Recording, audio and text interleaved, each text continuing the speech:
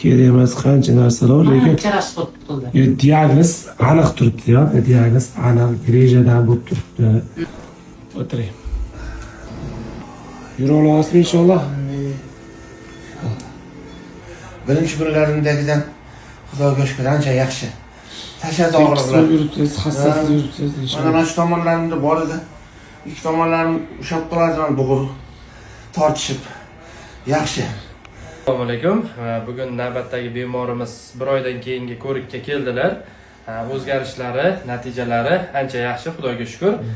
Bizga birinchi kelganlarida L2, L3, L3, L4, L4, L5, L5, S1 sohasida va yuqorida ham grija bor edi. Umurtqa kanali stenozi ham bor edi. Ikkilamchi stenoz, chap tomonlama juda ham kuchli stenoz bo'lgan hisobiga ikkala hassa bilan yurib kelgandilar. Hattoki yuribmas o'g'illar ko'tarib kelgandi. Hozir Xudo xolasa hassani tashadilar, faqatgina uzoq masofalarga yolg'on bo'lmasin borganda hassadan foydalanadilar. Lekin 90% hassasiz yuribdilar.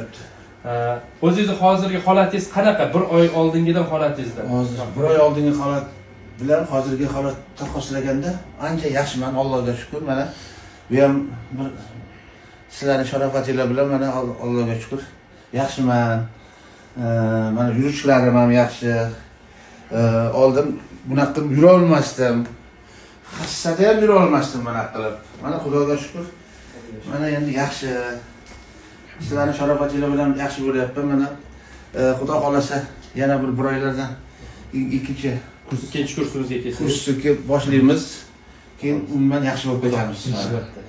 Voylarga shukr. Duo edamiz. Sizlarning ishingizga rivoj. Yil xizmatidan charchamanglar. Rahmat. Mana shunaqa qilib har doim rahmat olib ishinglar rivojini bersin. Yuringlar. Rahmat sizlarga.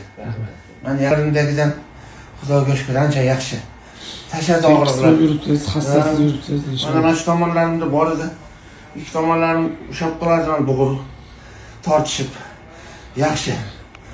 Hozir birinchi holat kunligidan yaxshiman. Yurib qo'ying bu yoqqa tekis. Allohga shukr. Yurishingiz gap yo'q. Birinchi kun bilan solishtirsa juda katta farq qiladi. Albatta. Bir oydan keyin ikkinchi kursni chekingizga boshlab olamiz.